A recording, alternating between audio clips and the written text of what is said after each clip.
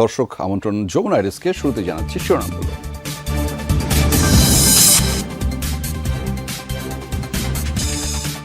অবশেষে সমঝোতার কাছাকাছি ইরান যুক্তরাষ্ট্র, যুদ্ধবিরতি মেয়াদ বাড়বে 7 দিন। হরমুজ খোলার বিনিময়ে তেল বিক্রির সুযোগ পাবে তেহরান। হোয়াইট হাউসের কাছে আবারও গোলাগুলি, নিরাপত্তা বাহিনীর গুলিতে নিহত বন্দুকধারী। ঝুঁকি বিবেচনায় জারি করা হয়েছে লকডাউন।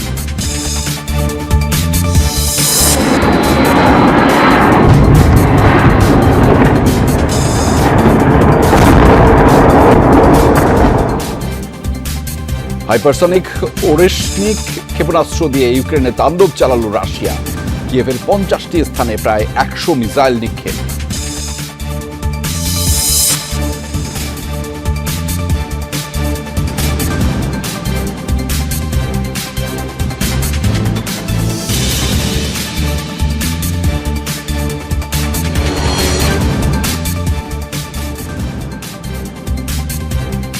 দর্শক শিরোনামগুলো দেখছিলেন। আন্তর্জাতিক সব শীর্ষ খবর নিয়ে আপনাদের সাথে রয়েছি আমি আহমেদ রেজা।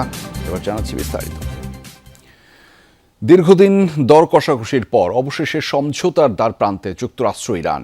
স্বয়ং মার্কিন প্রেসিডেন্ট ডোনাল্ড ট্রাম্প জানিয়েছেন এই তথ্য। কি আছে নতুন এই সমঝোতায়? মার্কিন গণমাধ্যম এক্সিওসের তথ্য মতে যুদ্ধবিরতির মেয়াদ বাড়বে আরও 7 দিন। এই সময়ই খুলবে হরমুজ প্রণালী। ইরানের বন্দর থেকে অবরোধ তুলে নেওয়ার পাশাপাশি তেল বিক্রিতেও শিথিল হবে নিষেধাজ্ঞা। তবে এবার উল্লেখযোগ্য অগ্রগতি হচ্ছে লেবাননে থামবে ইসরায়েলি আগ্রাসন। তেহরানের পারমাণবিক কর্মসূচি নিয়ে এখনও সমঝোতা না হলেও চলবে আলোচনা। পাকিস্তানের মধ্যস্থতায় ঐতিহাসিক বৈঠকের পরও দর কষাকষি, পাল্টাপাল্টি শর্তারোপ আর লাগাতার হুমকি ধামকিতে সুতোয় ঝুলেছিল যুক্তরাষ্ট্র ইরান যুদ্ধের ভবিষ্যৎ। এখনও চূড়ান্ত চুক্তি না হলেও এবার আশার কথা শোনালেন মার্কিন প্রেসিডেন্ট ডোনাল্ড ট্রাম্প। তার দাবি, সমঝোতার দ্বার প্রান্তে দুদেশ, আর ঘোষণা আসতে পারে রোববারই। কি আছে এই নতুন সমঝোতা স্মারকে সেটি এখনও পুরোপুরি স্পষ্ট করেনি বিবদমান দুপক্ষ। মার্কিন সূত্রের বরাতে এক্সিওস জানিয়েছে, নতুন করে 60 দিনের জন্য বাড়ছে যুদ্ধবিরতির মেয়াদ। পারস্পরিক সম্মতির ভিত্তিতে এই সময়সীমা বাড়ানোর সুযোগও রাখা হয়েছে। মার্কিন কর্মকর্তাদের তথ্যমতে যুদ্ধবিরতি চলাকালীন এই 2 মাসের টোলমুক্ত থাকবে হরমুজ প্রণালী। জাহাজ চলাচল নির্বিঘ্ন করতে জলপট্টিতে থাকা মাইন অপসারণে কাজ করবে তেহরান। বিনিময়ে দেশটির বন্দরগুলো থেকে অবরোধ তুলে নেবে ওয়াশিংটন। অবাধে তেল বিক্রির সুযোগ দিতে শিথিল করা হবে কিছু নিষেধাজ্ঞা।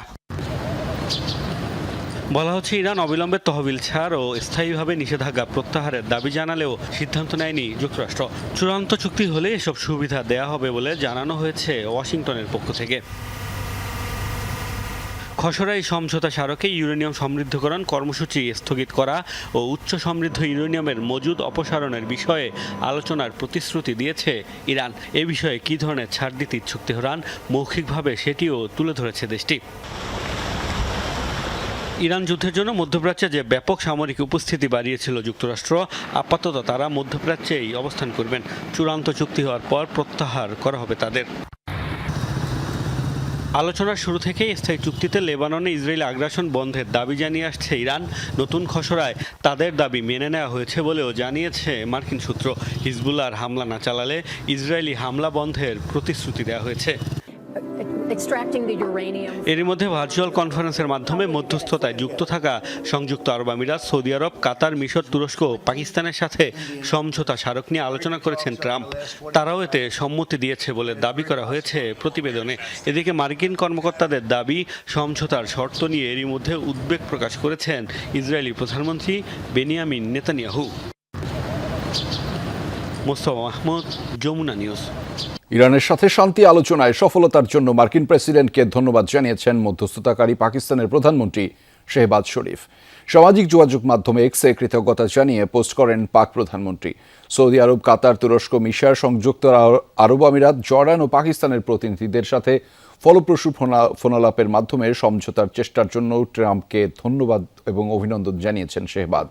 শান্তি আলোচনার পুরো প্রক্রিয়ায় প্রতিনিধিত্ব ও অক্লান্ত পরিশ্রমের জন্য ফিল্ড মার্শাল আসিম মুনিরের প্রতিও কৃতজ্ঞতা প্রকাশ করেন তিনি। খুব শীঘ্রই পরবর্তী ধাপের আলোচনায় পাকিস্তানের মধ্যস্থতা করবে বলেও আশাবাদ জানিয়েছেন। ইরানের সর্বোচ্চ নেতার পায়ের কাছে অবনত ডোনাল্ড ট্রাম্প মার্কিন প্রেসিডেন্টকে উপহাস করে এমন একটি ছবি তৈরি করেছে ইরানের বিপ্লবী গার্ড আইআরজিসি। খতিম আল আনবিয়ার মুখপাত্র ইব্রাহিম জোলফাঘারি তার এক্স অ্যাকাউন্টে প্রকাশ করেছেন এআই জেনারেটেড এই ছবিটি, যার ক্যাপশন দেয়া হয়েছে দ্য এন্ড। এরই মাঝে ব্যাপক ভাইরাল ব্যঙ্গাত্মক সেই ছবিটি। ট্রাম্প ও তার বিরোধীদের মন্তব্যে সয়লাভ কমেন্ট বক্স। ছবিটি শেয়ার ও রিপোস্ট করা হয়েছে বহু অ্যাকাউন্ট থেকে। ডোনাল্ড ট্রাম্প হোয়াইট হাউসে অবস্থানকালেই কাছাকাছি এলাকায় গোলাগুলির ঘটনা ঘটেছে। সিক্রেট সার্ভিসের চেক পয়েন্ট লক্ষ্য করে এলোপাথারি গুলি চালায় এক ব্যক্তি, আহত হয় দুজন। নিরাপত্তা বাহিনীর পাল্টা গুলিতে নিহত হয় বন্দুকধারী ও নিরাপত্তা ঝুঁকিতে লকডাউন জারি করা হয়েছে হোয়াইট হাউস সংলগ্ন এলাকায়। দিকবিদিক ছুটছেন সিক্রেট সার্ভিস কর্মকর্তারা। যুক্তরাষ্ট্রের সবচেয়ে স্পর্শকাতর এলাকা হোয়াইট হাউসের কাছে ব্যাপক গোলাগুলি। শোনা গেছে কমপক্ষে 30টি গুলির আওয়াজ। শনিবার সন্ধ্যায় ওয়াশিংটন ডিসির 17th স্ট্রিট ও পেনসিলভানিয়া অ্যাভিনিউয়ের সংযোগস্থলে অবস্থিত সিক্রেট সার্ভিসের চেকপয়েন্টের কাছাকাছি এগিয়ে যায় এক ব্যক্তি।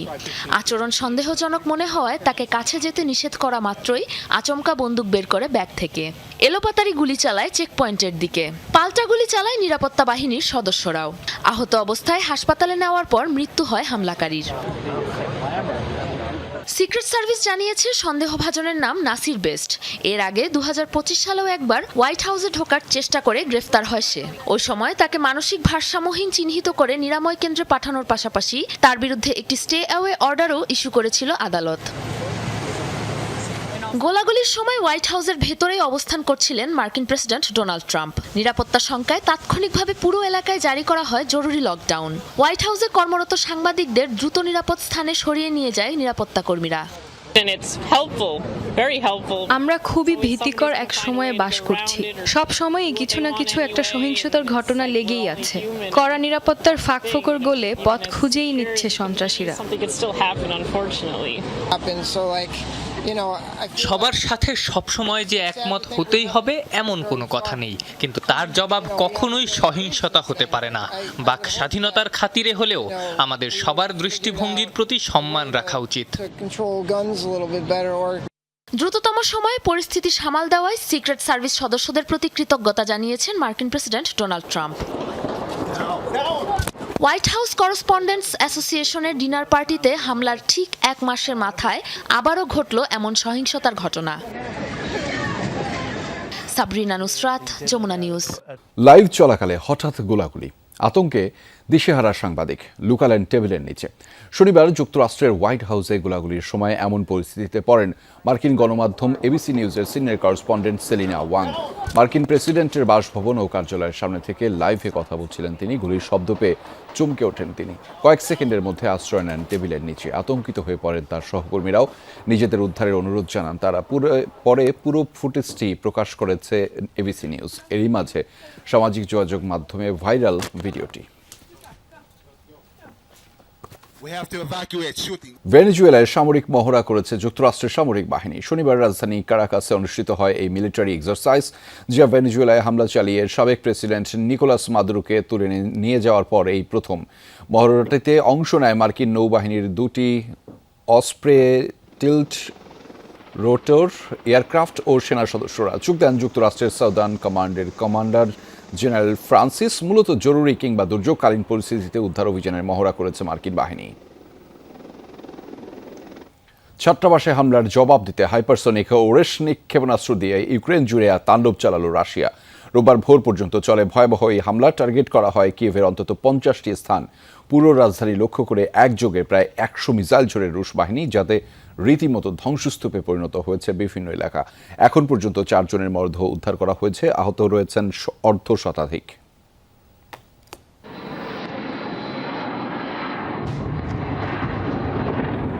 কিয়েভ সময় ভোররাত। আকাশ প্রতিরক্ষা ব্যবস্থা ভেদ করে ইউক্রেনের রাজধানীর ভূখণ্ডে আঘাত হানছে একের পর এক রুশ ক্ষেপণাস্ত্র। রাত 1টা থেকে শুরু হয় হামলা, চলে কয়েক ঘন্টা। শনিবার মধ্যরাতে ইউক্রেনের রাজধানী লক্ষ্য করে 90টি মিসাইল ও 600 ড্রোন ছোড়ে রাশিয়া। 36টি ছিল ব্যালিস্টিক ক্ষেপণাস্ত্র। ছিল অত্যন্ত শক্তিশালী বিবেচিত মস্কোর নতুন মিসাইল ওরেশনিক। ক্ষেপণাস্ত্রগুলোর বেশিরভাগই প্রতিহত করা যায়নি। পুরো একটি মার্কেট জ্বলে গিয়েছে। 3টি মিসাইল আঘাত এনেছে পানি সরবরাহ ব্যবস্থায়। কয়েকটি আবাসিক ভবনও ক্ষতিগ্রস্ত এবং পুতিন কিয়েভে ওরেশনিক ক্ষেপণাস্ত্র দিয়ে হামলা চালিয়েছে। রাজধানী কিয়েভের অন্তত 50টি স্থানে পাওয়া গেছে হামলার খবর। আবাসিক, সরকারি স্থাপনা ছাড়াও ক্ষতিগ্রস্ত হয় সামরিক স্থাপনা। এর আগে রাশিয়ার ওরেশনিক ক্ষেপণাস্ত্র হামলার সতর্কবার্তা জারি করেছিল ইউক্রেনের বিমান বাহিনী। প্রাণহানির খবর পেয়েছি। এখন পর্যন্ত যা শুনছি 20 জনেরও বেশি বাসিন্দাদের হাসপাতালে ভর্তি করা হয়েছে। এদের মধ্যে শিশুরাও আছে। ভয়াবহ রাত পার করলাম।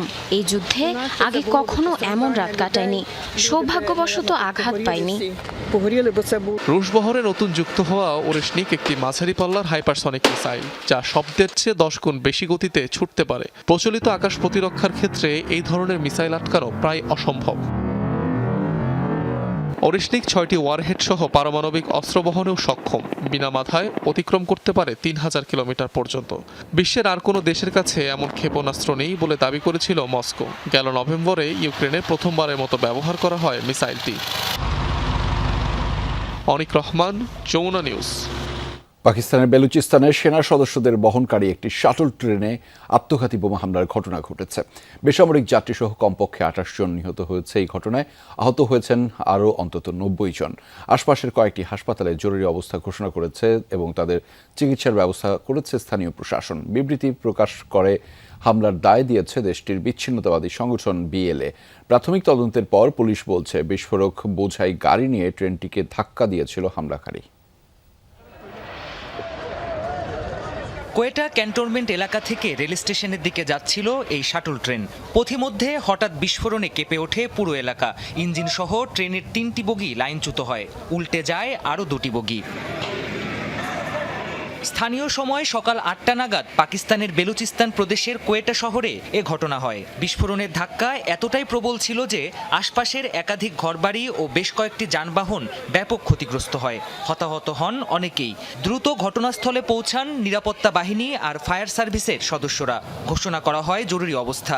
আহতদের উদ্ধার করে নিয়ে যাওয়া হয় হাসপাতালে। ভোরের দিকে খুব বড় একটি বিস্ফোরণ হয়। বাইরে এসে দেখি ট্রেনের আশপাশে পুরো এলাকা ধ্বংসস্তূপ হয়ে পড়েছে। বহু হতাহতের ঘটনা ঘটেছে, বহু ঘরবাড়ি ধ্বংস হয়েছে এবং রেল লাইনের পেছনের দিকেও ব্যাপক ক্ষয়ক্ষতি হয়েছে। রেল স্টেশনে পার্ক করা প্রায় 50 থেকে 60টি যানবাহন পুড়ে গেছে। স্টেশনের মূল ভবনটিও মারাত্মকভাবে ক্ষতিগ্রস্ত হয়েছে। অনেক ঘরবাড়ি ধ্বংস হয়ে গেছে। স্থানীয় গণমাধ্যমে পাঠানো এক বিবৃতিতে হামলার দায় স্বীকার করে পাকিস্তানের বিচ্ছিন্নতাবাদী সংগঠন বেলুচিস্তান লিবারেশন আর্মি বিএলএ। জানিয়েছে ট্রেনে অবস্থানরত সামরিক বাহিনীর সদস্যরাই ছিল তাদের মূল টার্গেট। এদিকে প্রাথমিক তদন্তে পুলিশ বলছে বিস্ফোরক বোঝাই গাড়ি নিয়ে একাই এ হামলা চালায় আত্মঘাতী হামলাকারী। ট্রেনটি এগিয়ে আসতেই গাড়ি নিয়ে ট্রেনে আঘাত করা হয়। তেল ও খনিজ সম্পদে সমৃদ্ধ বেলুচিস্তানে গেল কয়েক বছরে এমন বেশ কয়েকটি হামলার ঘটনা ঘটেছে। প্রায়ই নিরাপত্তা বাহিনী ও সরকারি স্থাপনা লক্ষ্য করে হামলা চালাচ্ছে বিচ্ছিন্নতাবাদী গোষ্ঠীগুলো। চীন পাকিস্তান অর্থনৈতিক করিডোর প্রকল্পের বিরোধিতার জেরে চীনা শ্রমিকদেরও করা হচ্ছে হামলার টার্গেট। প্রাণপ্রতিম কুণ্ডু, যমুনা নিউজ। চলমান যুদ্ধবিরতির মাঝে ইসরায়েলের নৃশংসতায় প্রাণ গেছে 6 গাজাবাসীর। আল বুয়াম এলাকায় পুলিশের একটি চেকপোস্টে বিমান হামলা চালায় আইটিএফ। ঘটনাস্থলে নিহত হয় এক শিশুসহ 5 পুলিশ সদস্য। গুরুতর আহত হয়েছেন আরও 10 ফিলিস্তিনি। বিচ্ছিন্নভাবে পুরো উপত্যকায় চলে অভিযান। গাজার স্বাস্থ্য মন্ত্রণালয়ের তথ্য মতে গেল 48 ঘন্টায় হাসপাতালে পৌঁছেছে 8 ফিলিস্তিনির মরদেহ। পাশাপাশি গুরুতর আহত আরও 29 জন। যুদ্ধবিরতি উপেক্ষা করে চালানো ইসরায়েলি হামলায় এ পর্যন্ত প্রাণ হারিয়েছেন 883 জন ফিলিস্তিনি। কাল শুরু হচ্ছে পবিত্র হজ। চলছে শেষ মুহূর্তের প্রস্তুতি। মুসল্লিরা ব্যস্ত কাবা শরীফ তাওয়াফ আর নফল ইবাদতের জন্য। আজ এশার নামাজ পড়ে তাবুর শহর মিনার উদ্দেশ্যে যাত্রা শুরু করবেন সবাই। এর আগেই ইহরামের কাপড় পরিধান করবেন মুসল্লিরা। আরজিল হজ অর্থাৎ সোমবার সেখানে অবস্থান করে ফজর থেকে এশা পর্যন্ত 5 ওয়াক্ত নামাজ আদায় করবেন তারা। রাত্রি যাপন শেষে মঙ্গলবার 9 জিলহজ রওনা হবেন আরাফার ময়দানের উদ্দেশ্যে। সেখানেই অনুষ্ঠিত হবে হজের খুতবা। এবছর হজের খুতবা দেবেন মসজিদুল হারামের ইমাম ও খতিব শায়েখ আলী আল হুদাইফি। সেখানে একসাথে জোহর আসরের নামাজ আদায় করবেন মুসল্লিরা। মুজদালিফায় রাত্রি যাপনের পরদিন 10 জিলহজ বুধবার জামরায় শয়তানকে পাথর নিক্ষেপ করবেন হাজিরা। এরপরই মহান আল্লাহর সন্তুষ্টি লাভের আশায় পশু কুরবানি করবেন সবাই। আনুমানিক 15 থেকে 18 লাখ মানুষ এবার হজ পালন করবেন। ঈদুল আজহার বেশি দিন বাকি না থাকলেও জমে ওঠেনি এশিয়ার সবচেয়ে বড় পশুর হাট। পাকিস্তানের করাচি পশুর হাটে কোরবানির জন্য পর্যাপ্ত মজুদ থাকলেও হাঁকা হচ্ছে চড়া দাম। ক্রেতাদের অভিযোগ, এবার আকার ভেদে মূল্য বৃদ্ধি হয়েছে কয়েক গুণ পর্যন্ত। জ্বালানি তেল আর পশু খাদ্যের অতিরিক্ত দামকেই দুষছেন খামারিরা। একই চিত্র লাহোরের গবাদি পশুর হাটেও। করাচির ঐতিহ্যবাহী গবাদি পশুর হাট। কোরবানির জন্য পর্যাপ্ত পশু থাকলেও নেই ক্রেতাদের আনাগোনা। যারাও বা গিয়েছেন বিপাকে পড়ছেন চড়া মূল্যের কারণে। 52 বছর বয়সী এই ক্রেতা এসেছেন বেশ দূর থেকে। সকাল গড়িয়ে বিকেল হলেও পাননি পছন্দের পশুর দেখা। অভিযোগ, আগের বারের তুলনায় দাম বেড়েছে দ্বিগুণ। সকাল 10টা থেকে এখানে 6 ঘন্টা পার হয়ে গেলেও মন মতো কোনো পশু পাইনি। দামও অনেক চড়া। মনে হচ্ছে সব ধরনের পশুর দাম দ্বিগুণ বেড়েছে। চড়া মূল্যের পেছনে খামারিরা দায়ী করছেন জ্বালানি তেলের অতিরিক্ত দামকে। গেল বছরের তুলনায় গবাদি পশুর পরিবহন খরচ বেড়ে যাওয়ার অভিযোগ বিক্রেতাদের। পেট্রোল আর ডিজেল কে রেট জ্বালানির দাম বাড়ায় আমাদের পরিবহন খরচও বেড়েছে। গত বছর ভাড়া যেখানে ট্রিপ প্রতি 60 থেকে 65 হাজার রুপি ছিল, এবছর তা 90 থেকে লাখের উপর চাওয়া হচ্ছে। যেটাতেই হাত দিই সেটাই 3, 4, 5 লাখ রুপি করে দাম হাঁকছে। আমার বাজেট 1 থেকে 1.5 লাখ। খামারিরা পেট্রোল ডিজেলের মূল্য বৃদ্ধির অজুহাত দিচ্ছে, কিন্তু আমাদেরও তো খরচ বেড়েছে। এবছর করাচির হাটে বেশিরভাগই শাহিওয়াল, সিন্ধি ও চলিস্তানি জাতের গরুর দেখা মিলছে। এর বাইরে বিদেশি হলস্টেইন ও ফ্রিজিয়ান জাতের গরুও রয়েছে। ক্রেতাদের নজর কাড়ছে বিভিন্ন জাত ও উচ্চতার উটও। তবে দাম বেশি হওয়ায় গরু ছাগলের তুলনায় উটের জনপ্রিয়তা কম। শুধু করাচি হাটেই নয়, কোরবানির পশুর লাগামহীন মূল্যের উত্তাপ ছুঁয়েছে লাহোরেও। ইরান যুদ্ধের জেরে শুরু হওয়া সংকটে পশু খাদ্যের দাম বেড়েছে কয়েক গুণ। পশু খাদ্যের দাম বেড়েছে, এই খরচগুলো তো নিজেদের পকেট থেকে দিব না। এই অর্থ সব পশুর দামের সাথেই যোগ হয়। গেল বছর পাকিস্তানে প্রায় 70 লাখ পশু কুরবানি হয়েছে পবিত্র ঈদুল আজহায়। অর্থের অঙ্কে যার পরিমাণ আনুমানিক $1.8 বিলিয়ন। অনিক রহমান, যমুনা নিউজ। সরকার বিরোধী বিক্ষোভ, সহিংসতায় উত্তাল সার্বিয়া। প্রেসিডেন্ট আলেকজান্ডার ভুচিচের পদত্যাগ ও নির্বাসনের দাবিতে পথে নেমেছে লাখো মানুষ। শনিবার রাজধানী বেলগ্রেডে ছাত্রদের ডাকে শান্তিপূর্ণ সমাবেশে অংশ নেয় আন্দোলনকারীরা। সরকার বিরোধী স্লোগানে মুখরিত হয় রাজপথ। সন্ধ্যায় মিছিল নিয়ে সরকারি ভবনের দিকে এগোনোর চেষ্টা করে বিক্ষোভকারীরা। পুলিশ বাধা দিলে শুরু হয় সংঘর্ষ। বিক্ষোভকারীদের দমনে টিয়ার গ্যাস ও লাঠিচার্জ করে নিরাপত্তা বাহিনী। জবাবে ইট পাটকেল ছড়ে বিক্ষুব্ধ জনতা। মুহূর্তেই রণক্ষেত্রে রূপ নেয় এলাকাটি। দর্শক, এই ছিল যমুনা আইডেস্কে। এতক্ষণ সাথে থাকার জন্য আপনাদের সবাইকে ধন্যবাদ।